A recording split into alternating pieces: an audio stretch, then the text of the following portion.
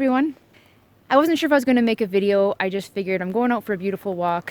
It's such a nice night, and if I feel inspired by the sunset, maybe I'll say a few words. And I do feel inspired by the sunset. So just going to do a quick and slow. There's Pedro. He's waiting for his mama. The hubby and the other dog, the real dog, are already ahead. And as I always say, camera doesn't do this place justice. I haven't been out here in a while. I haven't been feeling great. Physically, it's been a little rough. It's been cold. It's just not been doable. So I'm sorry that I haven't been around, but I have been reflecting, hibernating, grieving, dealing, and just sort of enjoying a bit more of a simple, normal life than was the life of someone running a campaign. There's nothing normal about that. So really, I just wanted to say hello and give you a bit of a nature walk here on this lovely February evening where I almost just fell on my arse. And I want to briefly bring up the blockades, the protests, stuff that's going on across the country right now. And I want to say that when people are saying that they hashtag stand with Wet'suwet'en or, hashtag pro oil and gas, whatever, there's all these different sides you can pick who you stand in solidarity with. Now, I've got an I Love Canadian Oil and Gas t-shirt. I've got an I Love Canadian Oil and Gas sticker on both vehicles. I'm certainly pro-pipeline. But I'm also standing with the First Nations in such a way that is very different from what the mainstream media and all of these hipsters, because that's what they are for the most part. I'll tell you a quick story on how I know that in a moment. But they stand with the First Nations in the way that makes them speak for the First Nations, which I think is baloney. That's not empowerment. That's not true respect.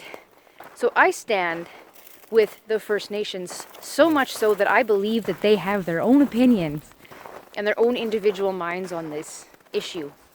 I also stand with the First Nations in that we are all Canadians that can be affected negatively by the UN. The government has messed with First Nations for forever, Not regular settlers, but it's regular settlers, regular Canadians, that are getting blamed for this. It's highly unfortunate. It causes more and more division in our country every day. The media is complicit. It's a big part of why I left the left, was the lies.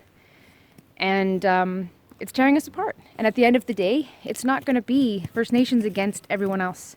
It's going to be Canadians against the UN. And we have to unite on that. So for a few really good videos on this, I'm going to leave links in the description below. Please do check them out. The first one is a Wet'suwet'en elder, matriarch. She speaks out on her issues with all of this. There's another young fella. I'll leave a Facebook link if anybody uses Facebook. He's actually here in Saskatchewan. He speaks out on this. There's plenty more. I'd love to bring some of those voices onto my channel, maybe get the other side of the story on all issues. Let's hear about the First Nations from their mouths, the mouths of the people that aren't being allowed to speak because they don't promote a narrative that's being pushed on Canadians to divide us further and further. And I really want to thank Mark FRIESEN, fellow ex-PPC candidate, on this for his work.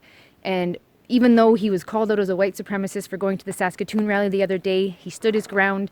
He took that video from the Wet'suwet'en elder and shared it over, I think, just a loudspeaker in the protest today. And he just tried to have some dialogue. So bless you, Mark. You're doing good work. I really appreciate that and respect that. Keep the dialogue open, guys. Don't use stupid, cheap buzzwords that you learned on Twitter. Just have conversations. It's not necessary to shout people down as paid anything. They're not gonna engage in that way. I know, because I was one of those people. And I'll tell you a quick story before I go. I, of course, have always loved the environment, and I was definitely a leftist before. A few years ago, before I sort of woke up to it all, I actually played a few songs to promote Wet'suwet'en and the Unistoten camp in BC. And I basically went to a health food store in Regina, sang a few songs with there's another guy that did a few songs. I think there was 3 of us.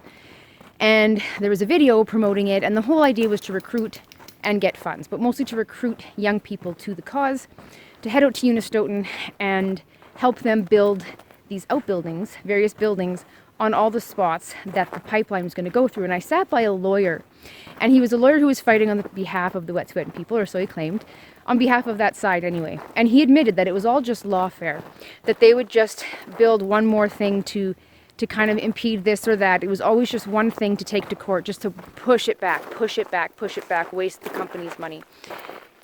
he was a nice enough guy, but he was one of those, he was compassionate, burnt out, right? Like he was so like me when I was a leftist, just wanted to help so bad that he had lost sight of truth. Because all he wanted was to help, but he lost sight because he wasn't using his head. This is where I talk about the head-heart balance a lot. And so I go to this little event, not a protest or anything, it was just an event where they're recruiting. And I watched this video, and of course it's heart-filled, but there's no real substance to it looking back. It was just emotions and people talking about the land, and I love the land. I'm a steward of the land, and many of us are. But watching that at that time, the way it pulled on my heartstrings, I remember turning to Steve and saying, we should do this, and talking to him about it after. And thankfully Steve was logical enough to say, no, I don't think that's a good idea. Even though he was sort of in a similar political ideology as I was, but he was much more awake, more of a truther, you might say, than I was. So he was more open to hearing all ideas. And we didn't go, but I remember very clearly the types of people that were there, and I'm not going to diss them or their personality or their character, because that's what I find leftists often do to conservatives, and I don't think it's fair. It's not having good conversation in good faith. You assume this person's vile intention. It's not necessary or helpful. So I'm sure most of them had really good hearts, but they are the epitome of hipster that you would imagine when you think of sort of the SJW left, so to speak. It's insane. It was really just the same as what you would picture. So nice people, but primarily nomadic, unmarried, no kids, no roots, often not working anything substantial. These are the people, they can go out there, they live for free. I think they still have to pay for their own food and everything, but they get free accommodations and they help build these buildings and keep this camp going. And that's why when you see protests, you largely see young white people, often with dreadlocks and fun hippie type clothing. That's why. I was one of those people. I never had dreadlocks though, and one day I'll tell you how much my husband loves dreadlocks. So much that I think if I got them, he would divorce me. But that's a different story. I'm not going to get dreadlocks. It's not my shtick. But the point is, there's a lot of very uninformed people with good intentions, but they're uninformed, and they're not necessarily looking into the deeper thing, because they're told you're standing with First Nations, you're standing for the environment, these other people are standing against First Nations and against the environment. Well, what are you going to pick if you're a nice, liberal, sweet, young social justice warrior? You're going to pick the one that sounds compassionate. And this is always my beef with certain leftist causes, is the using of people's empathy. So be gentle on some of these folks. They might be ignorant, but often they really do want to help. They just haven't woke up yet. I woke up, thank God. But this is what's going on in our country right now.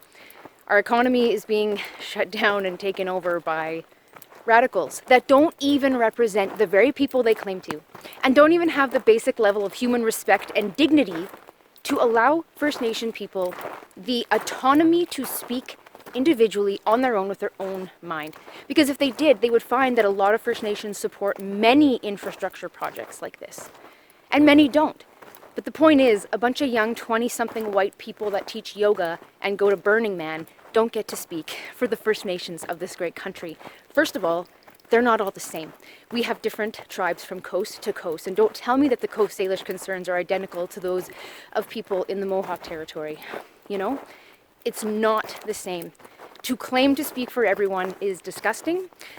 I was on Twitter a while back, and there was a nice young fella, or I don't know how old he is, but he's in Saskatoon, and he had made a really funny joke, and even though he didn't agree, he was calling out the rebel, and I said, I'm actually friends with the rebel, but I appreciate your style. You know, and he said, I'm actually quite a gentleman, and peace. She was Jewish, a Jewish Aboriginal man. Shalom, you know, it was just all about peace. A couple days later, I saw Sheila Gunn-Reid tweet out something of him. And then he called everybody that I brought up, the First Nations people that are trying to find unity and speaking a different language and aren't being heard or platformed, and he called them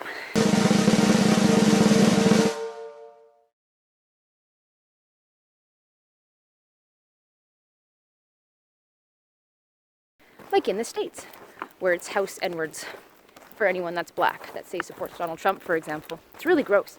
It's really gross and it's really arrogant, and I don't support that. So who do I stand with in all this? I stand with anyone who is respectful and shows dignity and humanity and autonomy to the individuals in this country that have a voice on this, regardless of their race.